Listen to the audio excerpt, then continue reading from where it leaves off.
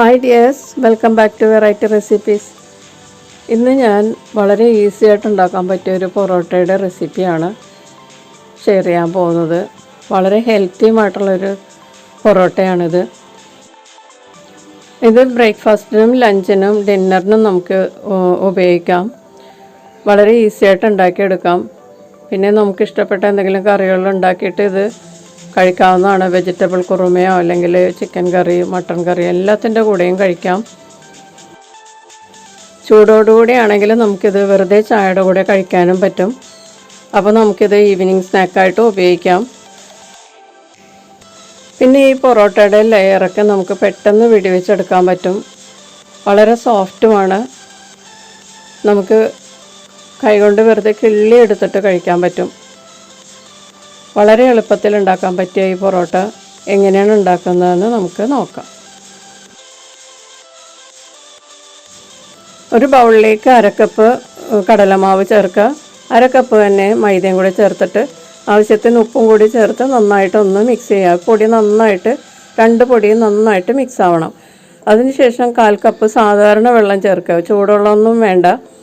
എന്നിട്ട് ഇതൊന്ന് നന്നായിട്ടൊന്ന് മിക്സ് ചെയ്ത് കൊടുക്കുക. ഇതിലേക്ക് ഇനി 2 ടീസ്പൂൺ ഗീയോ അല്ലെങ്കിൽ ഓയിലോ ചേർക്കുക. എന്നിട്ടൊന്ന് മിക്സ് ചെയ്യുക.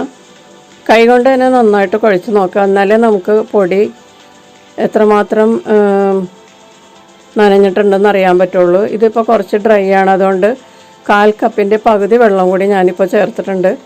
എന്നിട്ട് നന്നായിട്ട് തേച്ച് കുഴക്കുക. കടലമാവായതുകൊണ്ട് നനഞ്ഞു പോയാൽ വളരെ ബുദ്ധിമുട്ടാണ് നമുക്ക് പരത്തിയെടുക്കാനായിട്ട്. അപ്പോൾ നോക്കിയിട്ട് ഒഴിക്കുക. അതിന് ശേഷം ഒരു 5-10 മിനിറ്റ് നന്നായിട്ട് കുഴച്ചതിന് ശേഷം ഇതുപോലത്തെ ഒരു മാവായിട്ട് നമുക്ക് കിട്ടും. ഉരുട്ടിയെടുക്കുക. നല്ല സോഫ്റ്റായിട്ട് കിട്ടും. 5-10 മിനിറ്റ് നമ്മൾ കുഴച്ചെടുക്കണേ നല്ല സ്മൂത്തായിട്ടുള്ള മാവ് കിട്ടും.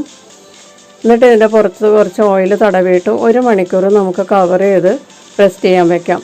ചപ്പാത്തി മാവൊക്കെ ഉണ്ടാക്കുന്നത് പോലെ തന്നെയാണ് 1 മണിക്കൂർ റെസ്റ്റ് ചെയ്യാൻ വെച്ചിട്ട് നമുക്കിത് പരത്തിയെടുക്കാം. 1 മണിക്കൂറിന് ശേഷം ഈ മാവൊക്കെ നല്ല സോഫ്റ്റായിട്ടുണ്ട്. ഇനി ഒന്നുകൂടി നമുക്കൊന്ന് കുഴച്ചതിന് ശേഷം ഇത് ഉരുളകളാക്കാം.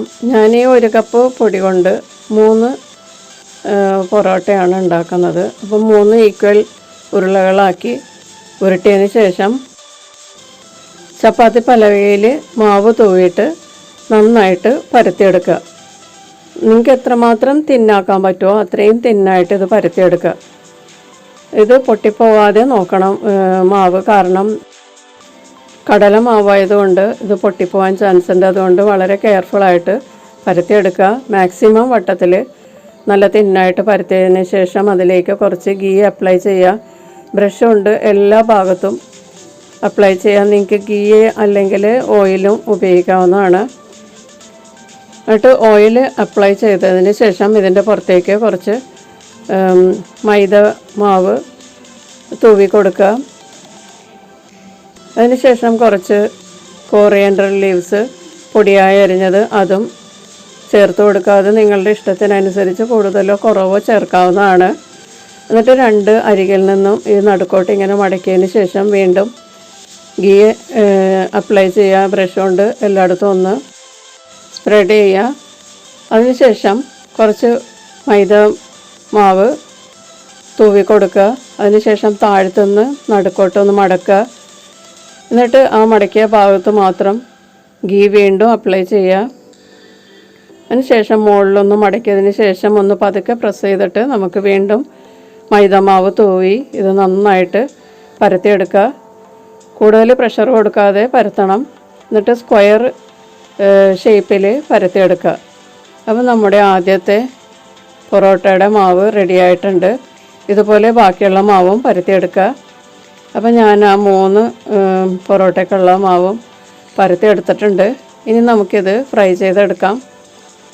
നന്നായി ചൂടായ പാനിലേക്ക് ഗീ ചേർക്കുക. അതിനുശേഷം മീഡിയം ഫ്ലെയിമിലോട്ട് മാറ്റിയതിന് ശേഷം നമുക്ക് പൊറോട്ട പൊരിച്ചെടുക്കാവുന്നതാണ്. 2 സൈഡും നല്ല ഗോൾഡൻ ബ്രൗൺ ആകുന്നത് വരെ തിരിച്ചും മറിച്ചുമിട്ട് ഫ്രൈ ചെയ്തെടുക്കാം. കുട്ടികൾക്കൊക്കെ കുറച്ച് കൂടുതൽ മുരിയണമെന്നുണ്ടെങ്കിൽ അതനുസരിച്ച് ഫ്രൈ ചെയ്തെടുക്കാവുന്നതാണ്. ഇത് ഉണ്ടാക്കിയ ഉടനെ തന്നെ നല്ല ക്രിസ്പി ആയിട്ടിരിക്കും. ചായയുടെ കൂടെ കഴിക്കാനൊക്കെ വളരെ നല്ലതാണ്. രണ്ട് സൈഡും നല്ല ഗോൾഡൻ ബ്രൗൺ ആവുന്നത് വരെ തിരിച്ചും മറിച്ചും ഇട്ട് ഫ്രൈ ചെയ്തെടുക്കാം. അപ്പോൾ നമ്മുടെ ഒന്നാമത്തെ പൊറോട്ട റെഡി ആയിട്ടുണ്ട്. അപ്പോൾ അതുപോലെ ഞാൻ ബാക്കിയുള്ളതും ഫ്രൈ ചെയ്തെടുത്തിട്ടുണ്ട്. വളരെ ഈസി ആയിട്ട് ഉണ്ടാക്കാൻ പറ്റിയൊരു പൊറോട്ടയാണിത്.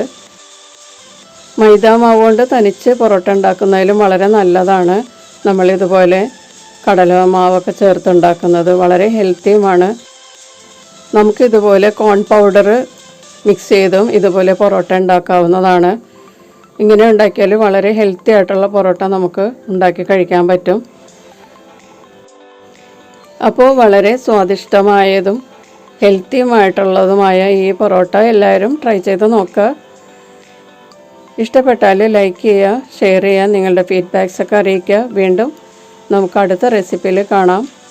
Thank you.